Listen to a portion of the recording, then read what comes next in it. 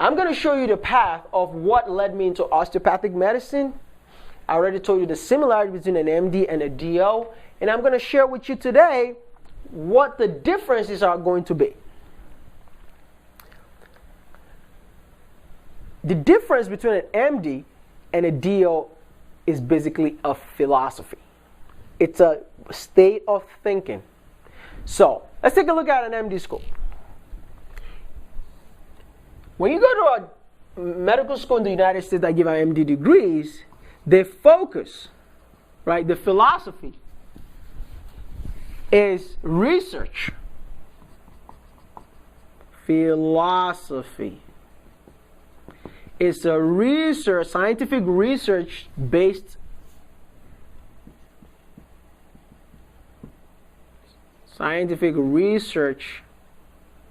driven medical school, which means they focus a lot on making sure how do we get the latest discoveries in medicine. For example, how we find the next cure for Alzheimer's, the next cure for disease processes. So, but the doctors that do these are often PhD doctors and also MD doctors. So you can actually become a MD PhD, which is even offered in MD schools. You can get both degrees, right? It's like a double doctor, but it's a lot of emphasis on research, right? Publications, research, publications in medicine, and also treatment of disease pathologies and treatment. This is the focus of MD's philosophies. Now let's take a look at osteopathic medical schools. They have a different philosophies, and DOs actually started in 1874.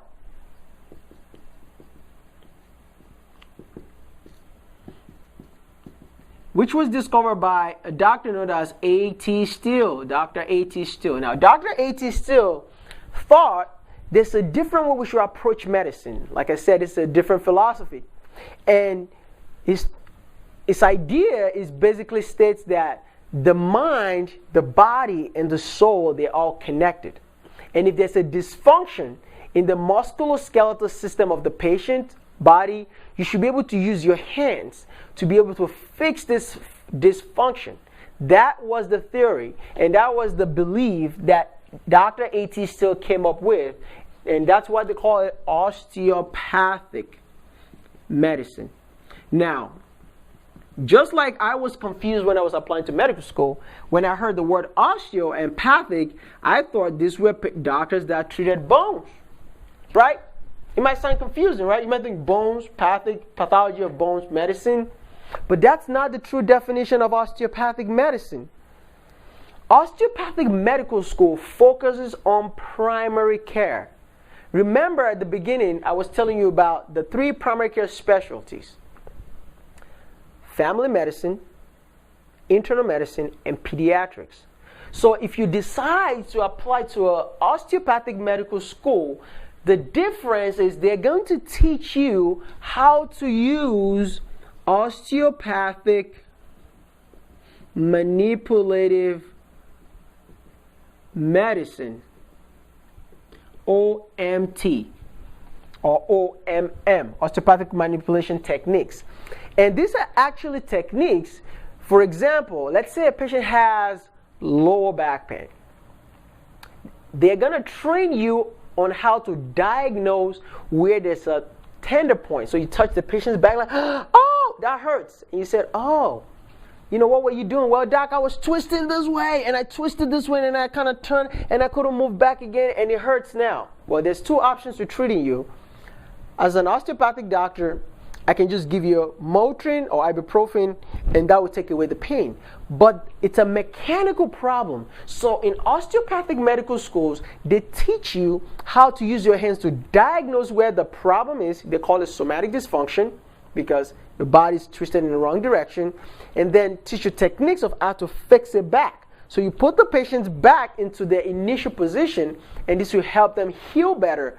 But the good news is, as an osteopathic medical physician, you are licensed just the same way as an MD to be able to prescribe medications and perform surgeries. So if you're a surgeon, you will be able to actually, you can use your hands to treat the patient. If they need surgery, you said, oh, you're going to need surgery, we're going to have to take you to the operating table and actually probably do a discectomy or something like that, or laminectomy, whatever procedure the surgeon thinks is that it's needed.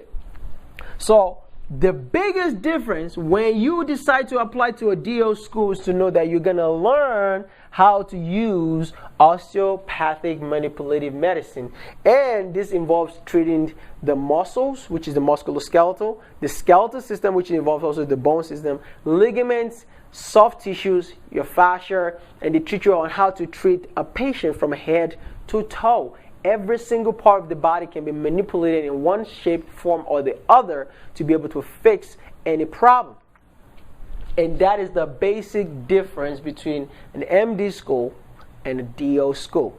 It's the philosophy. And also, aside from what you're going to be taught, which is the course that's different, you're also going to be taught in a different way of thinking. When you see a patient, you're going to approach them as a mind, body, spirit, just as the way you would treat your family member. Now, don't get me wrong, MD schools also teach how to approach the patient's care in the same way. But the difference is, if you have an MD doctor that finds a patient that has a musculoskeletal problem, because they do not have the proper training to be able to fix this, only a DO physician will be able to apply osteopathic manipulative medicine in that scenario only to be able to fix this problem. Okay? So that is the major difference between osteopathic medicine and also allopathic. That is the other word for MDs, is known as allopathic medicine or medical school. That is the major difference. Another major difference between an osteopathic or allopathic medical school is that we all take medical exam, licensing exam. So in order to be a physician in the United States, all three of these medical schools, you have to take either the United States Medical Licensing Exam, known as the USMLE, or the COMLEX, which is the Comprehensive Osteopathic Licensing Exam. So if you go to an allopathic medical school, you can take the USMLE Step 1, Step 2, and Step 3. You got to take 3 board exams. You take this first 2 in your medical school, and this is in your residency. If you go to an osteopathic medical school, we take the COMLEX Level 1, Level 2, and Level 3 exam. This exam are exactly equivalent. They are equivalent board exams, and IMGs also have to take the United States Medical Licensing Exam, Step 1, Step 2, and Step 3, in order for all of us to get into residency. The USMLE is different from the COMLEX in some variations, because on the COMLEX they're going to test you on these OMM skills, and these OMT skills they taught you in osteopathic medical schools compared to allopathic medical schools. And there's also some variations in the different testing questions they ask you. But you don't have to worry about that as an applicant now. When you get there, you'll be able to learn the biggest difference between USMLE and COMLEX. And I also wrote a book on the differences and how to prepare for this board exam. However, there's a catch. As an osteopathic medical applicant, you can actually apply to an allopathic medical school. Can you imagine? That's awesome, right? You can actually apply to an MD residency. But if you're going to apply, you have to take the United States Medical Licensing Exam. So you're going to take your COMLEX Level 1 and take your USMLE Step 1. You're going to also take your USMLE Step 2. It's optional. You don't have to take it. And also you have to take the USMLE, the COMLEX Level 2, which means you have to take 4 board exams, especially if you want to go into ophthalmology, ENT, like ear, nose, and throat. Those are the other, ear, nose, and throat is another different kind of surgery. You want to go to high-end specialties, and because we have more residencies. So let's talk about residency difference. DO's residencies has all the residencies pretty much, except a few high-end specialties. And the only reason why DOs have a little bit less of the residencies I'm going to talk about is because they haven't been around long enough compared to allopathic residencies. So let's take a look at a few of them. There's very top-notch specialties like dermatology. We have dermatology DO residencies. But residencies such as anesthesia, there's very, very few DO residencies in anesthesiology. So let's say you went to a DO school and wanted to do anesthesiology.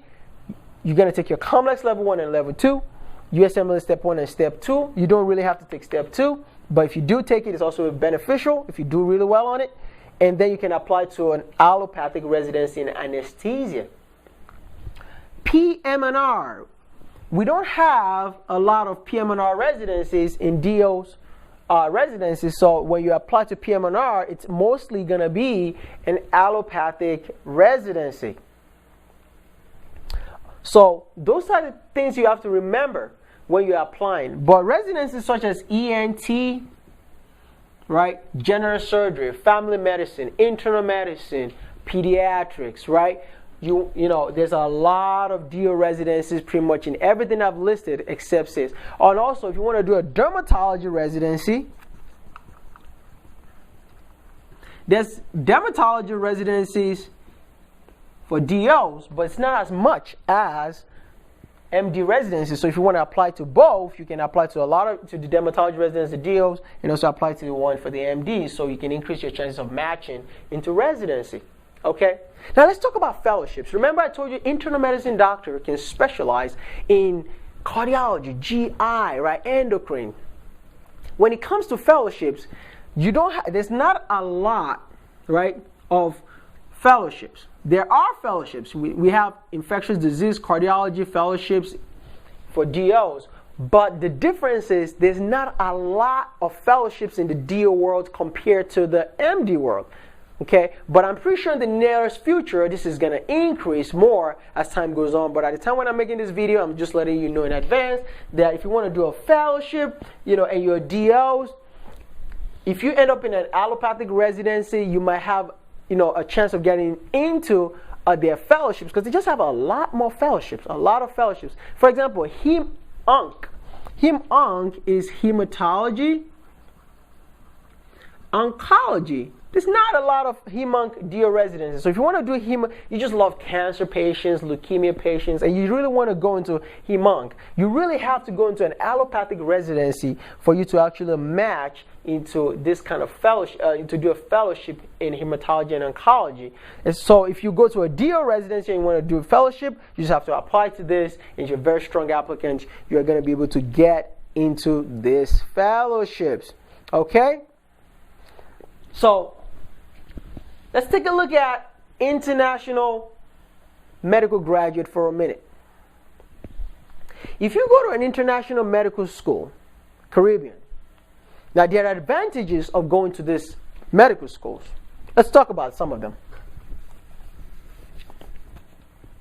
Number one, you're going to graduate with your MD degree, and it's going to cost you less money. It's going to cost less because they're cheaper. However, you're also going to be a good doctor as long as you study very, very well.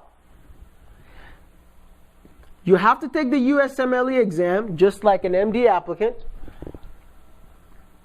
And then you have to come back to the United States to do your clinical rotations. Now, this is where the dilemma is. The disadvantage, because everything in life has advantages and disadvantages, the disadvantage of going to a Caribbean is you have to make sure whichever Caribbean medical school you're applying to actually has solid connections for clerkships, clinical rotations with hospitals in the United States, right? So you want to make sure after your first 2 years of basic medical sciences, you have somewhere to rotate, right? So you have a place to do your clinical rotations in your 3rd and 4th year of medical school. So that's very important. If the school doesn't have it, that is not a good thing, because you don't want to be hustling and looking for clinical rotations as a 3rd or 4th year international medical student. Also, when it comes to the USMLE exam, it's very important that you understand that the way the matching works, and match just means how we get into residency in the United States. The way the matching process works is it's a ranking system. So if you go to the United States, U.S. residents and U.S. citizens are favored first before international medical graduates. So it's a rank order list. Let's say you apply to an allopathic residency as an MD student in an MD school in the United States.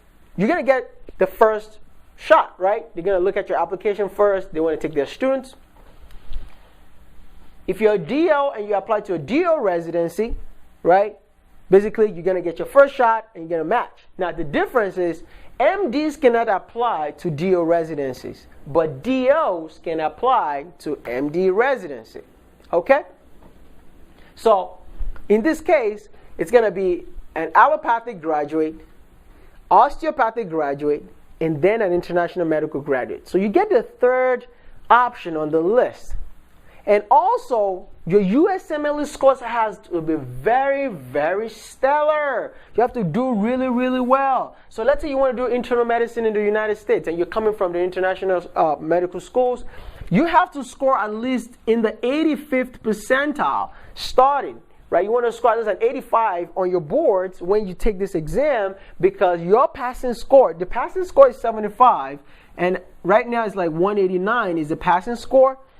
You want to make sure you get at least a 200 or 205. Let's say you're applying to an internal medicine residence in the U.S., because your score has to be stronger, if not even better, than all the applicants that are applying to these medical schools. To these medical residencies. So that might be a disadvantage, because if you don't do well on your USMLE and you don't do well on your clinical rotations, your chances of matching is very, very low. Notwithstanding, a lot of people coming from international medical graduate schools do match into residency, so don't ever get discouraged. But I'm giving you the warning shot before you go down there to say to yourself, you know what? If I don't get into medical school in the United States, I try to get into an MD school, I get into a DO school, I don't get in. I'm going to go and get my MD degree in the Caribbean. But I'm going to work hard. I'm going to work really, really, really hard, right? Study well. Do well and excel in medical school here. Get like the top-notch 99 percentile when I did my USMLE. When I do my clinical rotations, I'm going to shine. I'm going to do very well. Get strong letters of recommendation. Do research. Do whatever it takes to make me a better applicant. So when I apply for residencies, I will be able to match into the residencies of my choice. There's also a caveat. The very, very, very super competitive specialties like ENT, general surgery, dermatology, urology, ophthalmologists, those are very competitive residencies that only the top of the crop of medical school applicants actually get into. So if you wanted to get into, you're going to be an ophthalmologist, for example, you have to make sure that you're realistic, that you better be scoring the 240s and 250s when you take your USMLE, and also understand that your chances of matching into this residency is not as the same as students applying in the US. That is just a realistic goal. So if you really want to be an ophthalmologist, I would strongly advise you to stay in the US and get your degree, because if you go down to the Caribbean, then you just decrease your chances and your likelihood. I'm not saying you can't get it. I'm not saying it's impossible, because I don't believe anything is impossible, because everything is possible. But be honest and realistic with yourself and look at the statistic. Ask the medical school that you're applying for. I want to be an ophthalmologist. How many people have actually matched into ophthalmology in your medical school? It's a fair question. And they said, hey, listen, we've got 2 people from our program that's matching to ophthalmology in the United States coming from the Caribbean. You say, you know what? Yes. As long as somebody has done it, I'm going in. Or you can also say, if nobody else has been an ophthalmologist yet or dermatologist coming from this medical school, I'm going to be the first one to do it. And then you do it. All right? But also be realistic and also plan accordingly ahead of time. That is just a caveat. That is just a caveat. Okay? So now that we've seen the differences between MD schools, DO schools, and IMGs, I have to say one more thing about what makes DO schools a little bit special. Right? So, although scientific research is not as much in DO schools compared to MD schools, DO schools still have faculty members that do research, right? If you go to UMDNJ, the University of Medicine and Dentistry School of Osteopathic Medicine, we have a School of Graduate Medical Sciences which is purely dedicated to research.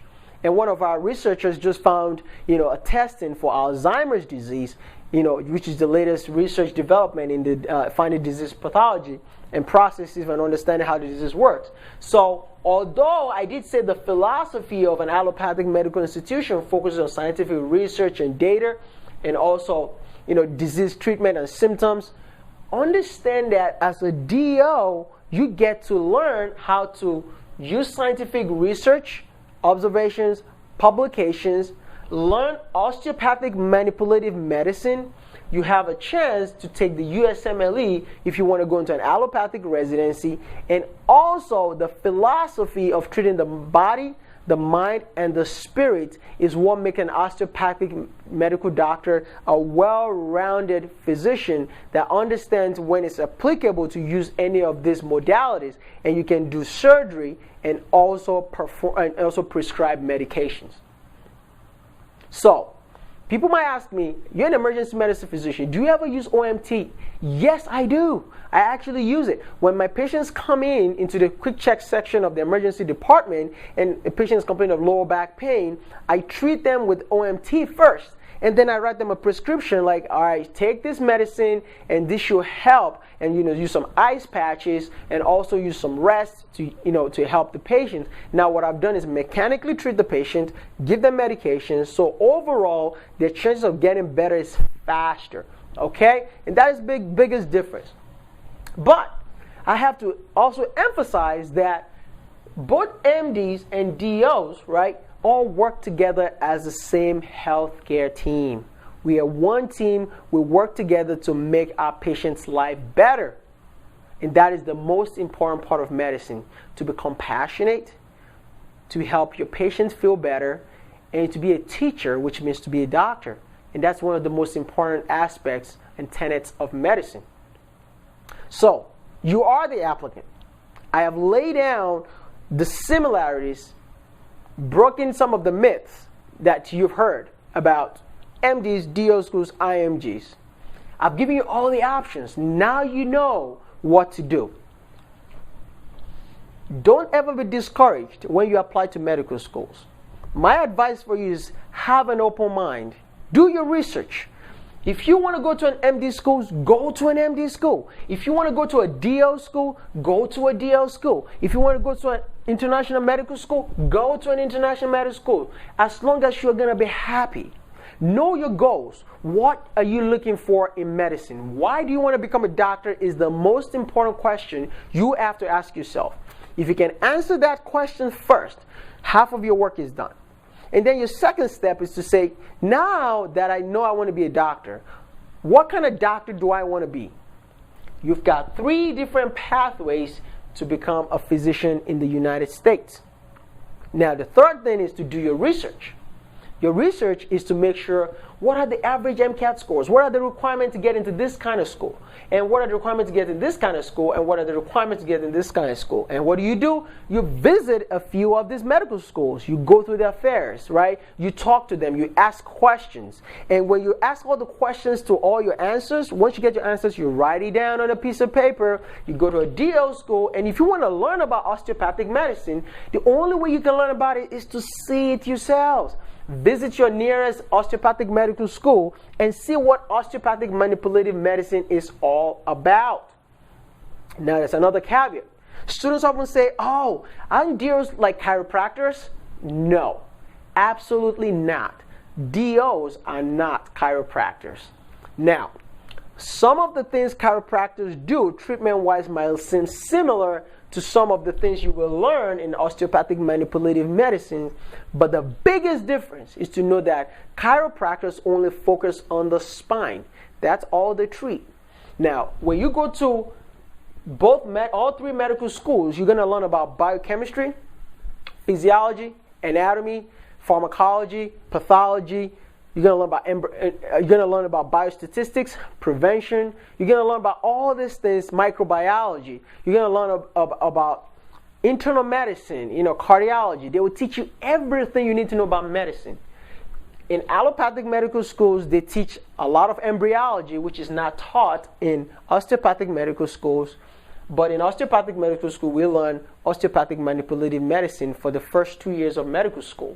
So that's another difference, But we all learn the same tenets, the same important core topics and subjects that an adequate medical doctor needs to understand. So you're a well-rounded physician that can treat a patient properly. So DOs are not chiropractors. Chiropractors are not DOs. DOs are licensed physicians, just like MDs, to be able to practice medicine and surgery in the United States. Also, just like international medical graduates that come from the Caribbean. So, on this note, do your research, do your homework. If you like the philosophy of an allopathic institution, go for it. Don't let anybody stop you. Because you are the master of your own fate. You're the owner of your own destiny. Don't let anybody rewrite your own history. If you attend a DO school and you visit there and you see, I like this philosophy. I want to be a primary care doctor. For example, let's take a look. I have to give you one more statistic. So, if you visit a DO school, it's very important to note that out of 100% of DO physicians in the United States, 60% of doctors that graduate from osteopathic medical school go into primary care. And 40% go into specialties. When I say primary care, family medicine, pediatrics, and internal medicine. So, you have to understand, if you really want to be a family doctor, and you love the tenets, and you want to learn about osteopathic medicine, and you want to learn about how to treat the body, the mind, and the soul, and the spirit all together in one, and you love, the philosophy and the concepts of osteopathic medicine, you should definitely apply, because then you'll be able to, get into any of these specialties, because most family doctors are, coming from osteopathic school comprised of almost 60%. Okay? But remember, you can become anything, any kind of doctor you want to be, and that's the other 40% that I listed at the beginning of our lecture today. And when you go to an IMG medical school, international medical graduate school in the overseas, remember that you just have to go through the pathway to take your USMLE step 1, step 2, and step 3, pass your CS when you come back to the US, and you want to do very, very well on this, so you're also competitive to be able to get into an allopathic residency. Remember, as an IMG, you cannot apply to a DO residency. You can only apply to an allopathic residency. So I hope I've been able to convince you, to give you options, to be able to know and have a little more knowledge about how to approach medical school. Well, I am the founder of Future Teaching Physician Lectures, known as ftplectures.com. where I teach nursing students, medical students, physician assistants, and help them succeed to do well when they take their exams. And I teach internal medicine concepts. And it's very important that you know that someday you're going to actually come back and watch some of my videos to be able to understand some of the clinical concept that's going to be taught to you in your medical schools. And I'm going to be there to be able to oversimplify these lectures for you. So always remember, subscribe to my channel, click the like button, and also subscribe to my channel up here so that I can keep making these more videos for educational purposes for all the applicants out there coming today and in the future generation. Because you know what? You are going to be a physician. You're going to be the best doctor you possibly want to be. And don't ever let anybody rewrite your own history. Don't let anybody tell you you can't do it. Remember, my people perish because of lack of knowledge. And now I have given you the knowledge. I have shown you the way. It's your choice to pick your own path. Pick it and be the best doctor you can ever be. Thank you very much for watching this video. It's Dr. Adeshina again from ftplectures.com. Please like my video and also subscribe to my channel. Thank you very much for watching. Bye-bye. Hey, thank you so much for watching the video. I hope you learned a lot. Are you studying for the USMLE Step 1 or Step 2? Are you studying for the NCLEX or you're currently in nursing school as a nursing student? Are you a PA student currently in school or studying for your PANCE exam? Or are you a nurse practitioner student or trying to take your NP board exam? Listen, I've got super awesome content for you. If you truly love this video and it simplified your learning process, I want you to check out my website below. I've listed all the list of exams, whether you're studying for any of this board exam, and all I want you to do is click on the link right now below so that you can take you directly to my website. For USMLE, just go to smashusmle.com. For NCLEX, go to crushnclex.com. And if you're studying for the PANCE exam, the nurse practitioner exam, or you're studying for your internal medicine board exam, just click below and it'll take you directly to ftplectures.com. Listen, I can't wait to help you. If you need to get in touch with me, just get to my website, be able to reach me directly, and we can work together one-on-one. Listen, you're super awesome, and my goal here is to help your dream come true. If you want to be a doctor, want to be a nurse practitioner, a registered nurse, or physician assistant, I'm here to help you get to that next level with your medical knowledge. Let's save the world together. I love you guys. You guys are super awesome, and do not forget to click on the link below to be able to get to my website. Also, don't forget to subscribe to my channel. You guys have a great day. Let's go.